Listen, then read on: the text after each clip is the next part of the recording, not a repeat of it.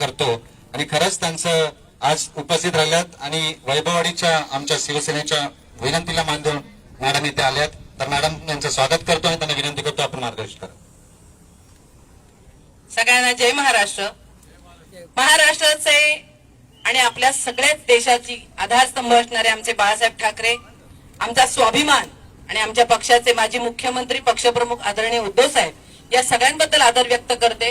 व्यासपीठावर उपस्थित असलेल्या सगळ्या मान्यवरांबद्दल आदर व्यक्त करते आणि तुमच्याशी अतिशय मोजक्या शब्दात पण प्रभावीपणे संवाद साधण्याचा प्रयत्न करते. मला माहितीये तुम्ही आज इथे उन्हात आहात, उन्हाचे चटके सहन करताय, पण एक सांगेनात आपला भारत सुद्धा चटके सहन करतोय या जुलूमशाहीचे आणि या हुकुमशाहीकडे जाणाऱ्या आपल्या देशाचे.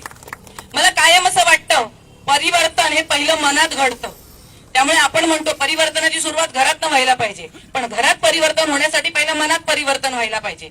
आणि हे परिवर्तन व्हायचं असेल तर भाकरी उलटायला पाहिजे आणि भाकरी उलटायला पाहिजे इथला आमदार बदलायला पाहिजे.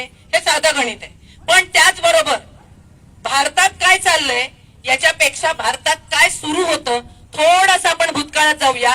अगदी 5 मिनिटात सगळा आढावा घेऊन मी पुढच्या मान्यवरांकडे माहिती देणार आहे. तुम्हाला आठवत असेल 2013-14 अण्णा हजारे संसदेत बसले होते. लोकपाल विधेयक, आरटीआय ऍक्ट. रामदेव बाबा पण बाजूलाच होते. आज रामदेव बाबांची संपत्ती विचाराल तर मला वाटतं अदानी आणि यांच्या खाली रामदेव बाबा पण असतील, तेही तिथे बसले होते.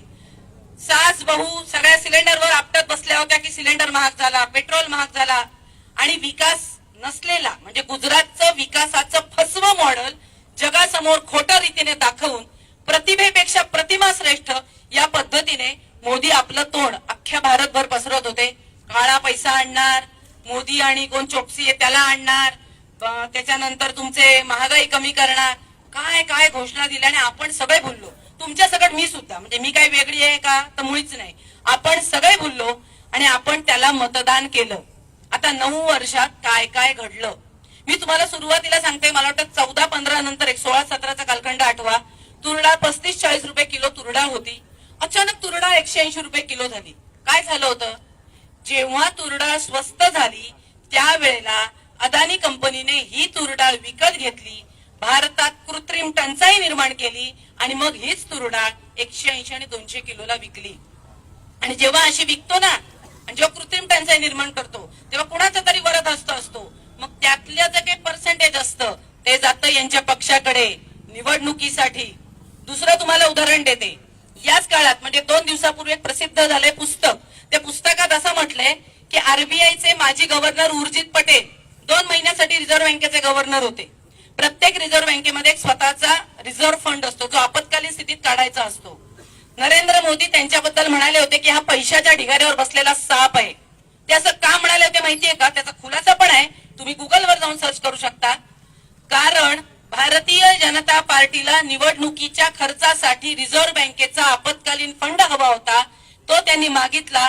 रिझर्व्ह बँकेचे गव्हर्नर असणाऱ्या उर्जित पटेलनी तो नाकारला आणि म्हणून त्यांच्याबद्दलचं हे विधान आपल्या देशाचे पंतप्रधान विश्वगुरु यांनी केलेलं आहे. म्हणजे खऱ्या अर्थाने देशाचा तुमचा आमचा साठवलेला कष्टाचा पैसा सुद्धा यांनी निवडणुकीला वापरलेत.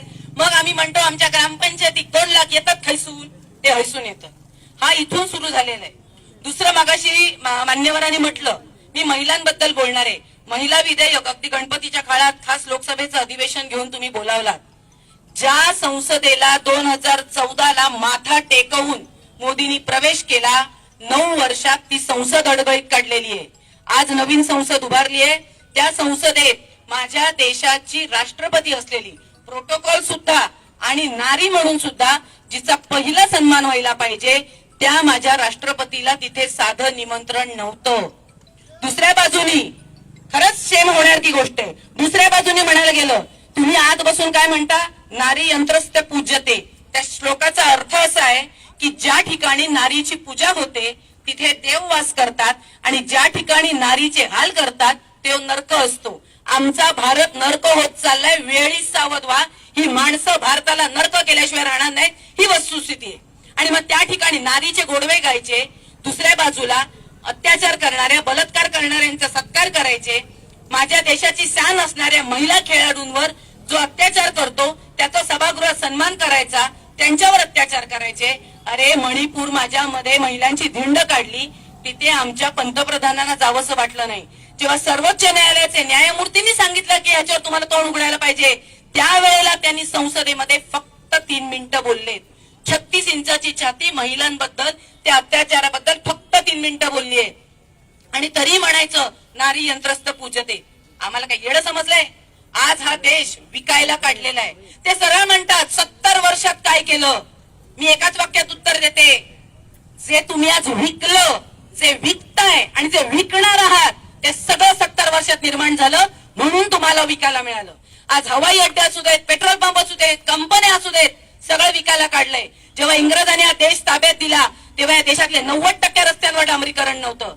आज या देशात सगळं काही आहे, ते कोणीतरी निर्माण केलंय म्हणून तुम्ही विकताय. आणि या सगळ्याचा विचार आपण करायला पाहिजे. खऱ्या अर्थाने बघायला गेलं, परवाची गोष्ट तुम्हाला सांगते.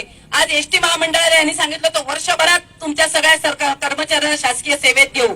परवा लोकसत्ताची बातमी आहे, उघडून बघा की त्या एसटीची जी बँक आहे त्या बँकेचा घोटाळा झालाय. आणि जो एसटी कर्मचाऱ्यांचं ज्यांनी आपण संपासाठी जो फूस लावणारा सदावर्ते होता, त्या सदावर्तेच्या संचालक मंडळाने 1000 कोटीचा घोटाळा एसटीच्या बस बँकेमध्ये केला आणि ती बँक डबघाईला आलेली आहे. हे आजूबाजूला सगळं घडतंय, फक्त दिसत नाहीये आपल्याला, कारण आपण शांत बसतोय.